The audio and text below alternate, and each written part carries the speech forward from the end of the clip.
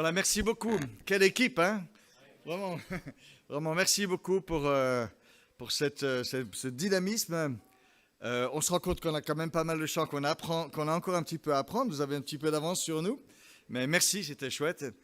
Et puis en même temps, waouh, il y a quand même pas mal de questions là que vous avez posées, hein. La seule chance que j'ai, c'est que j'espère que quand même, après tout ça, vous allez un petit peu m'écouter. C'est peut-être la moindre des choses en disant, j'ai essayé de voir si on peut donner quelques réponses à vos questions d'une certaine façon. Alors, on lit toujours un texte de la Bible pour y réfléchir et avant d'avancer dans la méditation qu'on fait lors d'un culte. Et je vous invite à lire deux textes. Le premier se trouve au psaume 119 et il pose une question. Comment, quand on est jeune, rendre pur son sentier? C'est en se conformant à ta parole. Je veux te plaire de tout mon cœur. Je ne permets pas que je dévie loin de tes commandements. Je serre ta parole tout au fond de mon cœur pour ne pas pécher contre toi. Béni sois-tu, ô Éternel, enseigne-moi tes ordonnances. Mes lèvres énumèrent toutes tes lois que tu as prononcées. J'ai de la joie à suivre tes préceptes, comme si je possédais tous les trésors. Je veux méditer toutes tes directives et fixer mes regards sur les voies que tu me traces. Je trouve un grand plaisir dans ce que tu me prescris et je ne veux jamais oublier ta parole. Ça, c'est une prière qui est faite à Dieu. Et puis une deuxième chose, un texte, une sorte de promesse qui est faite et qui dit dans Ésaïe 58, « Si tu supprimes le joug de l'oppression, les gestes menaçants, les propos méchants, si tu supprimes tout ça de sa vie, si tu donnes ton pain à celui qui a faim, si tu pourvois aux besoins de l'opprimé, la lumière brillera pour toi au milieu des ténèbres, et ton obscurité se changera pour toi en une clarté de midi. L'Éternel sera ton guide constamment. Il pourvoira à tes besoins dans les déserts arides. Il te fortifiera physiquement et tu ressembleras à un jardin bien arrosé. » Voilà deux textes qui peuvent introduire notre réflexion. Et la question qu'on peut se poser, au milieu de tout ce que vous avez posé aussi comme question, c'est vraiment comment trouver sa voie au milieu de toutes les possibilités qui s'offrent à nous.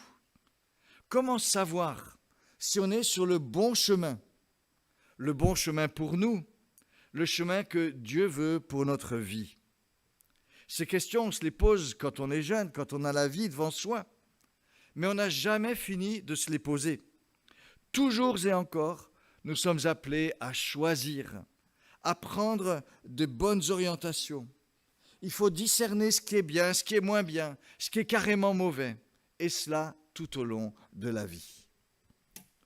Nous ne sommes pas les premiers, ni les derniers à affronter ces questions.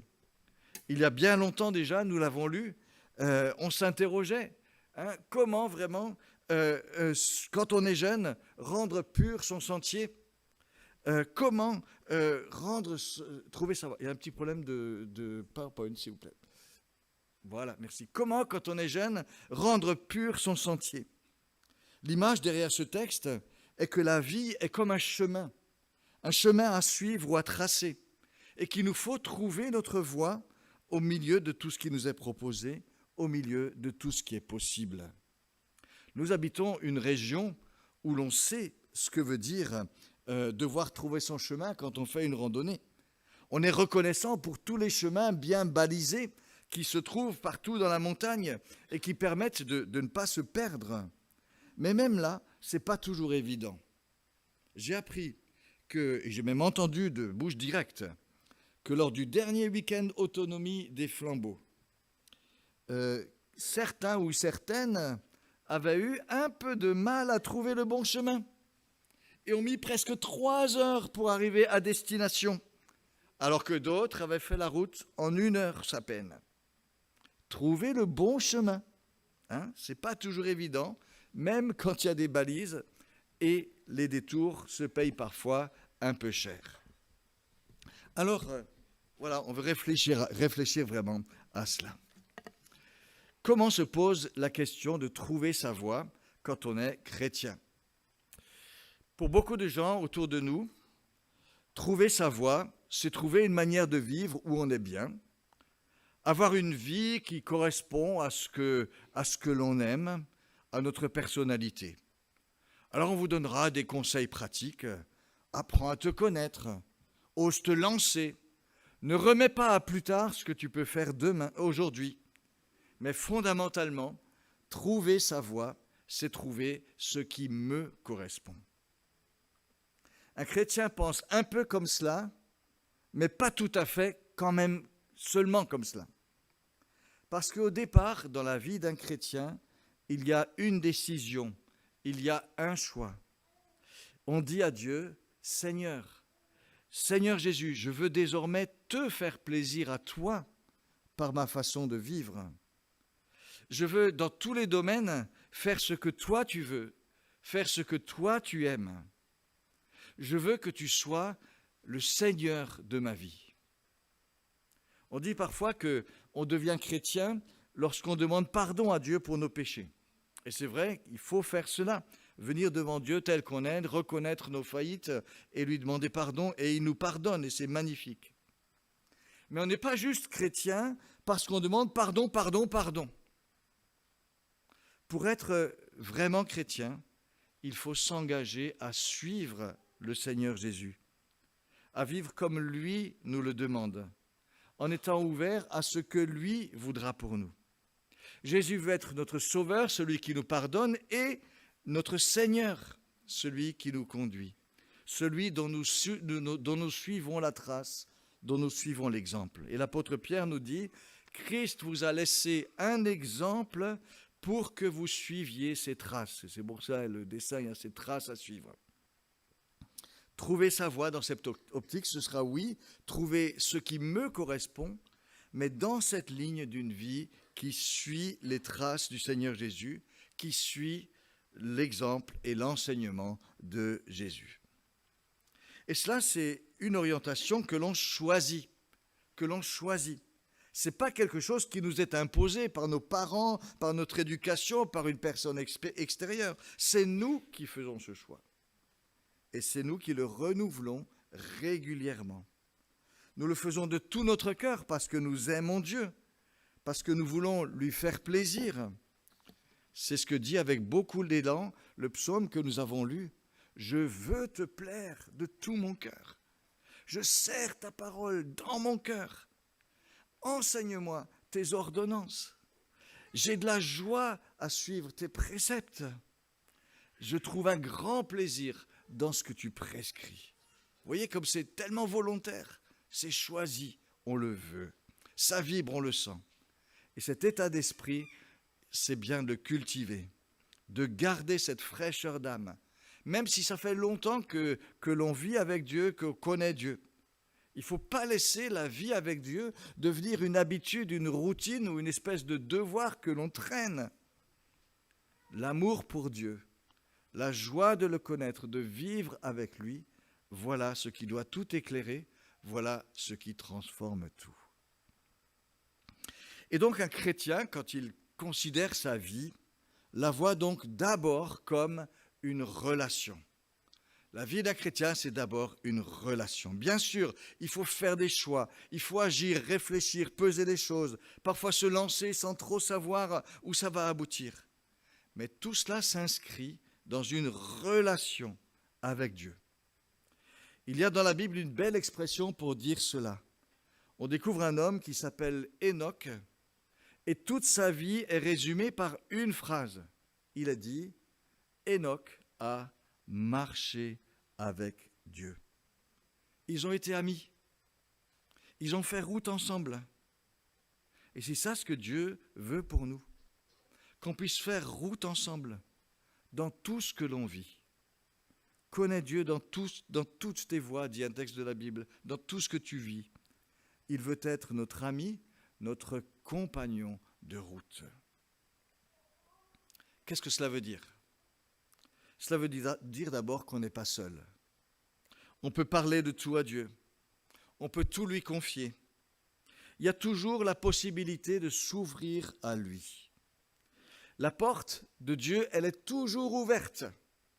On a parlé des portes qui s'ouvrent, qui se ferment, devant lesquelles on se trouve, qu'il faut parfois défoncer. Une chose est sûre, la porte de Dieu pour nous est toujours ouverte. Je ne mettrai pas dehors celui qui vient à moi, dit Jésus. Faites connaître en toutes choses vos besoins à Dieu. La porte de Dieu pour nous, elle est toujours ouverte. Et c'est une belle chance à saisir. Dieu veut être pour nous un compagnon, un ami avec qui on peut toujours marcher. Sa porte est toujours ouverte. Mais Dieu veut être un peu plus qu'un compagnon. Il veut aussi être notre guide, celui qui nous conduit. On l'a lu dans Ésaïe 58, si tu refuses la méchanceté, si tu ouvres ton cœur à ceux qui sont dans le besoin, alors le Seigneur sera ton guide constamment. Et non seulement ton guide, mais dit ce texte aussi, celui qui te renouvelle les forces, celui qui pourvoit à tes besoins. Un guide, c'est quelqu'un qui a un but pour nous et qui nous conduit vers ce but. Il sait s'adapter aux situations, il sait marcher devant, il sait rassurer si nécessaire. Un guide conseille parfois, mais il ne fait pas les choses à notre place. C'est à nous d'avancer, de mettre un pas devant l'autre, un pied devant l'autre. Un guide a pris aussi la responsabilité de nous accompagner et de nous conduire à destination. Et il assume cet engagement jusqu'au bout. Il ne lâche pas. Et c'est la confiance que nous avons en Dieu. Il est notre guide. Il connaît les projets qu'il a vraiment pour nous. Et il sait nous conduire et il veut nous conduire vers la réalisation de ces projets. Il nous a inscrits aussi dans un bien plus grand projet que celui de notre petite vie à nous, dans le projet qu'il a lui-même pour tout l'univers. Un projet qui est immense, qui parle de vie éternelle, qui parle de nouveaux cieux, d'une nouvelle terre, lorsque Jésus fera toutes choses nouvelles. Une nouvelle terre où la justice habitera, où on sera pour toujours avec Dieu, où on sera délivré du mal, dans la joie, dans la liberté d'une création entièrement pacifiée. Le grand projet de Dieu. Et Dieu nous promet de nous guider jusque-là, jusqu'à la réalisation de ce grand projet. Et la résurrection de Jésus que nous assure que même la mort ne fera pas obstacle. Mais en attendant, Dieu veut aussi nous guider sur les chemins de la vie quotidienne. Un troisième aspect de l'accompagnement de Dieu, c'est qu'il veut nous former. Dieu, notre formateur. Il veut nous faire grandir, nous apprendre à toujours mieux discerner ce qui est juste, nous faire expérimenter aussi qu'on peut vraiment lui faire confiance. Et toute la vie d'un chrétien, c'est un apprentissage, c'est une formation. Et cela veut dire aussi que Dieu nous met parfois dans des situations un peu délicates, pas toujours faciles à vivre, mais c'est souvent comme ça aussi qu'on grandit et qu'on découvre.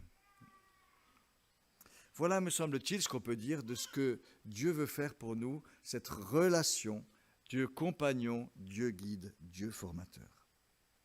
Maintenant, on arrive aux questions pratiques que là, vous avez posées. Il y en avait quand même un certain nombre. Comment est-ce qu'on vit ça concrètement ?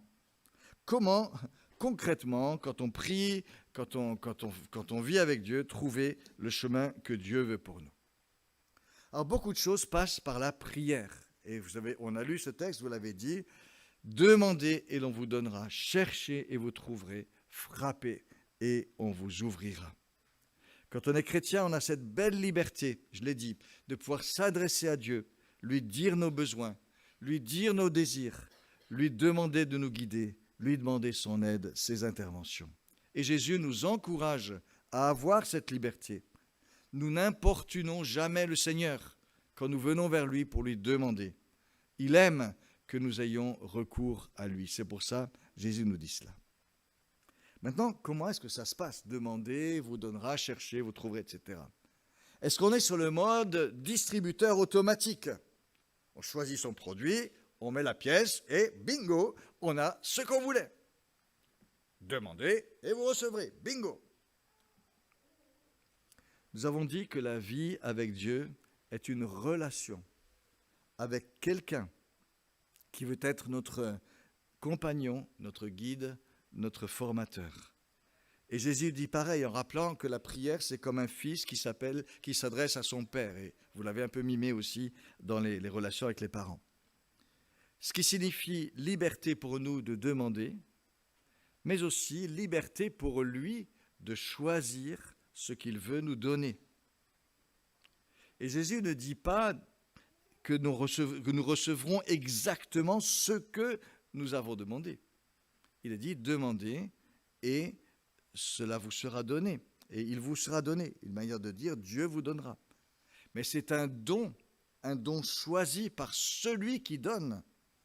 Ce n'est pas un dû comme le distributeur automatique où on a mis la pièce et on retire ce qu'on a choisi. Et Jésus nous dit d'ailleurs juste après que notre Père céleste ne nous donnera que de bonnes choses. Que de bonnes choses. C'est lui qui détermine ce qui est bien, ce qui est le mieux pour nous. C'est lui qui détermine aussi le moment et la façon dont il va répondre. Et parfois, ça demandera du temps. Tic-tac, tic-tac, tic-tac. Parfois, ça demandera du temps. C'est pour ça que Jésus parle de chercher avant de trouver. Parfois, il faudra persévérer, demander encore. C'est pour ça que Jésus parle de frapper à la porte de Dieu. Mais c'est Dieu qui décide des moments. C'est lui qui ouvre la porte. Il vous sera ouvert. Ce n'est pas vous qui enfoncerez la porte. Désolé, Caïs. Est-il avantageux que les choses en soient ainsi? Il suffit de se demander ce que deviendraient des enfants à qui on donnerait toujours tout de suite et tout le temps. Ce serait intéressant d'un premier point de vue. Mais le résultat, des enfants exigeants, impatients, incapables de supporter la moindre contrariété, sans limite, parce que dès que tu demandes, tu reçois toujours, en voulant toujours plus. Un vrai désastre. Un vrai désastre. Sans compter les demandes farfelues ou carrément dangereuses. Et c'est une sécurité que Dieu résiste parfois à nos demandes. On voit parfois les choses dans un angle si petit, si limité. Donc, Dieu répond lui-même dans le cadre d'une relation. Et c'est lui qui donne ses réponses. Alors c'est vrai que parfois, on l'a dit, quand on va chercher sa voie, quand on va prier, ça va être un peu compliqué parce qu'il faudra attendre. Les temps d'attente. Et ça, c'est jamais facile à vivre, c'est jamais agréable. On aimerait tellement que les choses aillent plus vite. Attendre, c'est aussi être dans l'incertitude. Qu'est-ce que ça va donner? Où est-ce qu'on va arriver? Et en même temps, ces temps d'attente, ça peut devenir aussi pour nous des temps où l'on apprend un peu plus à faire confiance, où l'on apprend un peu plus à dépendre de Dieu, où l'on apprend à s'accrocher un peu plus fort au Seigneur, à dire « Seigneur, j'ai vraiment besoin de toi ». On apprend aussi à l'aimer, même si on ne reçoit pas tout de suite. Et ça veut dire quelque chose, aimer envers et contre tout. Continuer à aimer Dieu, même si les choses ne se passent pas comme j'aimerais qu'elles se passent. Ça donne vraiment un sens aussi. C'est parfois dur d'attendre, mais ça forme aussi. C'est parfois dur, mais ça forme. C'est parfois dur, mais ensuite, parfois, les délivrances sont encore plus belles. Ça, il faut bien le dire. Et ces moments difficiles où l'on cherche, où on frappe à la porte du Seigneur, nous approfondissent dans nos relations avec Dieu, si vraiment on le choisit comme ça, si on s'accroche à lui. Et c'est pour cela certainement que Dieu les permet. Ça fait partie de son travail de formation pour nous faire grandir, pour nous rapprocher de lui. C'est pas qu'il nous oublie, c'est pas qu'il nous abandonne, mais c'est qu'il veut nous former. Et puis que parfois aussi, il y a des choses qui demandent du temps pour aboutir. Mais dans tout cela, Jésus nous invite à rester fermes dans la foi, en comptant vraiment sur l'action de Dieu, en ayant confiance en sa fidélité. Et c'est pourquoi il dit « Ayez foi en Dieu ». Et même devant une montagne qui vous semble immense, sachez dire à cette montagne, parce que vous avez confiance en Dieu, jette-toi dans la mer. Et Jésus nous dit ici jusqu'où peut aller notre confiance en Dieu.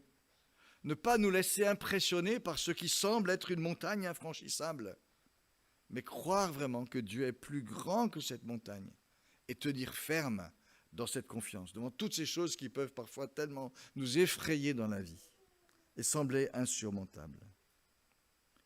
Et pareil, lorsque nous demandons quelque chose à Dieu, Jésus nous demande d'avoir vraiment confiance en l'action de Dieu et de rester dans cette confiance, de rester ferme et vraiment sûr de l'action de Dieu, même si nous ne la voyons pas encore. C'est ce que Jésus veut dire quand il dit « Tout ce que vous demandez en priant, croyez que vous l'avez reçu et cela vous sera donné. » Alors ça, ce n'est pas une technique pour obtenir ce que je veux. Juste en disant « Tout ce que je veux, je vais le proclamer que je l'ai et je l'aurai. » Ce n'est pas du tout cela. Ce serait une autre version, ça, du distributeur automatique où Dieu doit faire juste ce qu'on dit parce qu'on a mis la bonne pièce ou qu'on a eu la bonne formule. Jésus précise, avant de nous faire cette invitation à la confiance et à la fermeté, de dire « Ayez foi en Dieu ». Ce n'est pas « Ayez foi en la foi » comme une technique pour tout recevoir, mais « Ayez foi en Dieu ». C'est Dieu que nous prions. C'est lui qui est Seigneur. C'est lui qui décide. C'est lui qui donne. Mais quand nous demandons quelque chose, c'est important d'avoir vraiment confiance et de rester ferme dans la confiance. C'est si facile de juste prier et qu'après, il ne reste rien dans notre cœur de cette prière. On a prié, puis hop, c'est presque envolé. Jésus nous dit, quand tu as prié, reste dans la foi. Reste dans la foi. Que cela te fortifie. Que cela t'arme de force, même face à une montagne. Que cela te donne la paix du cœur. Que cela t'amène aussi à guetter vraiment ce que le Seigneur va faire pour toi. Et pas se dire, j'ai prié, c'est bon, j'oublie. Nous attendre fortement à Dieu. Apprendre à vraiment compter sur Dieu. Avec peut-être un peu moins de paroles dans nos prières, mais un peu plus de confiance. Un peu plus de confiance. Être ferme dans la foi. C'est ce qui nous permettra d'avancer aussi sur les chemins de la vie et de trouver nos voies et de voir comment Dieu les ouvre. Mais comment savoir, quand je prie, quelle est la réponse de Dieu? Ce n'est pas si facile que ça, hein? Parce que la réponse de Dieu ne vient pas sous la forme d'un paquet cadeau avec une étiquette et une explication. C'est à nous de décrypter, c'est à nous de discerner. Or, il arrive que des réponses de Dieu soient complètement claires, éblouissantes, limpides. On l'a vécu pour nos amis là qui avaient des demandes d'asile en cours. On a prié et Dieu a répondu. C'est magnifique. On a le cœur en fête, vraiment. C'est limpide, c'est formidable. Ça vous ouvre la joie. Il y a d'autres moments où la réponse est claire, mais aussi un peu nous qui sommes compliqués. Parfois, je prie pour que Dieu... Alors, on peut prier, par exemple, que Dieu m'aide pour un examen. Et puis voilà que le sujet est assez facile. Je réussis. Et quelle est l'explication que je retiens? Le sujet était facile. Et on a un peu oublié Dieu qu'on avait prié. Mais parfois, Dieu répond et puis nous, on est un peu compliqué. Il nous faut apprendre à bien voir ce que Dieu nous donne, dans la simplicité, mais avec attention. Parfois, c'est quand même un peu plus difficile de décrypter. Il y a quelques semaines, dans une église où j'étais, un jeune m'a dit « Écoute, j'ai prié avant d'aller à un rassemblement chrétien que Dieu me permette de rencontrer une fille avec qui je puisse bâtir une relation sérieuse. » Et j'ai rencontré quelqu'un. On s'entend bien, on a commencé à s'écrire. Est-ce que je peux conclure que c'est la volonté de Dieu pour moi? Je lui ai répondu, écoute, il me semble que c'est une bonne base. C'est une bonne base. C'est un bon départ. Et tu peux dire merci à Dieu pour ce bon départ. Mais c'est une base pour discerner maintenant. C'est une base pour tester si vous êtes faits l'un pour l'autre. Et ce travail, il faut le faire maintenant, comme tous les couples qui commencent à se fréquenter. Avoir prié et avoir eu la réponse ne te dispense pas de ce travail-là. Le Seigneur t'a donné la possibilité d'une amitié, il vous reviendra de voir, étape après étape, si elle peut déboucher sur autre chose. Et c'est vrai que parfois, Dieu nous donne comme ça des possibilités qu'on peut explorer, et il faut prendre alors le temps du discernement, avant de dire, ça y est, c'est vraiment la volonté de Dieu pour moi. Décrypter quand même les choses, garder ce discernement. Mais que faire lorsque rien ne se passe? Quelle est alors la réponse de Dieu quand rien n'arrive? Est-ce que ça veut dire que Dieu me dit non? Est-ce que ça veut dire que Dieu me dit attends? Est-ce que ça veut dire que Dieu me dit persévère dans ta demande? Et il faut reconnaître que toutes ces possibilités, toutes sont ouvertes, que toutes ces interprétations sont possibles. Comment savoir? Comment savoir? Personnellement, je ne connais pas de réponse toute faite à cette question. Je ne peux pas vous donner une technique à mettre en œuvre pour savoir comment comprendre, comment discerner. Parce qu'en fait, me semble-t-il, tout se joue dans la relation. Tout se joue dans la relation, dans l'ouverture à Dieu. Je demandais, j'attends, j'essaie de comprendre. Il faudra plusieurs étapes.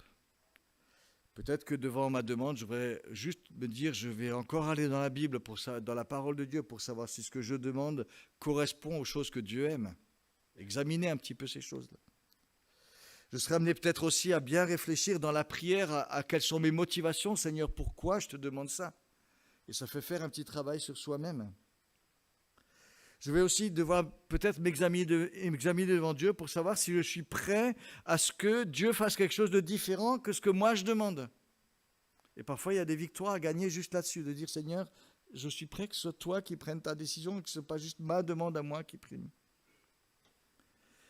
Il faudra aussi certainement dire, Seigneur, je veux continuer à t'aimer, à t'être fidèle, même en attendant ta réponse. Je ne vais pas faire la grève de la vie avec toi parce que je n'ai pas ma réponse. Je vais lui demander de m'éclairer par son Saint-Esprit. Je vais chercher dans sa parole des promesses, du soutien qui m'aidera à persévérer, qui m'aidera à continuer. Je vais être à l'écoute de ce que Dieu est en train de m'apprendre dans tout cela. Vous voyez, tout cela pour dire que pendant ces temps d'attente qu'on a parfois, qui ne sont pas toujours très faciles, ces temps où on cherche à discerner, on apprend des choses dans la relation. On apprend des choses dans la relation. Et si je reste attaché à Dieu, si je reste vraiment de tout cœur près de lui, si je veux vivre avec lui, si je soigne ma relation, les choses vont se dénouer en leur temps. Et on comprendra et on pourra avancer. Mais c'est la relation qui prime. Et c'est la seule réponse que je peux vous donner à dire que faire quand rien ne se passe. Continuez dans votre relation avec Dieu. Alors je termine maintenant par une dernière réflexion. Elle concerne les fameuses portes qui s'ouvrent, qui se ferment sur notre chemin. Une porte qui s'ouvre, c'est une possibilité tout d'un coup, quelque chose qui devient possible dans ma vie. Je veux aller en fac, par exemple. Je veux aller en fac, je prie, et puis il se trouve que j'obtiens une place et une chambre en CTU. Formidable, Dieu a ouvert la porte. Ou alors au contraire, je voulais partir en vacances avec des amis, tout est tombé à l'eau et on dit vite, Dieu a fermé la porte. Je cherche un travail dans une voie que j'aime, j'ai des entretiens qui n'aboutissent pas. Aïe, qu'est-ce que ça veut dire? Est-ce que la porte est fermée? Est-ce qu'il faut persévérer? Et c'est souvent de cette façon qu'on cherche à tracer notre voie, notre chemin. Quelles sont les portes qui s'ouvrent? Quelles sont les portes qui se ferment? J'aimerais dire 3 petites choses à ce sujet. La première chose, c'est que si une porte se ferme, ce n'est pas la fin du monde. Quand on espérait quelque chose et que ça tombe à l'eau, on a l'impression que tout tombe, que tout s'écroule, que c'est la fin de tout. Mais Dieu a tellement de ressources pour nous, mes amis, tellement de ressources pour nous. Un psaume dit, « Tu as multiplié tes projets en notre faveur. » Ça veut dire que si une chose n'aboutit pas, Dieu a plein d'autres projets pour nous. Ce n'est pas la fin du monde si une porte se ferme. il faut vraiment garder cette espérance. La deuxième chose que j'aimerais souligner, c'est que toute porte qui s'ouvre devant nous n'est pas forcément bonne ou n'est pas forcément de Dieu.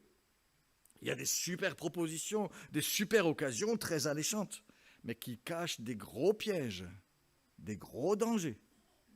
Des trucs sur Internet un peu bizarres à faire, où tu peux gagner plein d'argent. Alléchant, alléchant. Porte ouverte. Mais qu'est-ce qu'il y a derrière? Si l'emballage est beau, mais que derrière l'emballage, il y a des magouilles, de la malhonnêteté, ça ne vient pas de Dieu. Ça a le goût d'une porte ouverte, ça a la couleur d'une porte ouverte, ça a l'odeur d'une porte ouverte, mais ce n'est pas une porte ouverte par le Seigneur.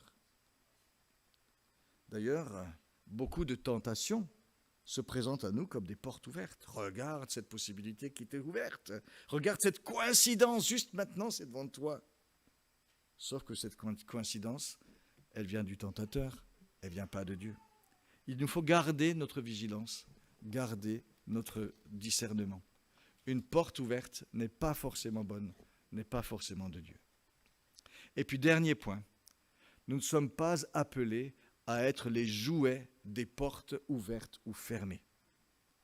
Nous ne sommes pas des billes de billard, des balles de billard qui rebondissent, qui font bingo selon qu'elles touchent ou bien une porte fermée ou bien une porte ouverte.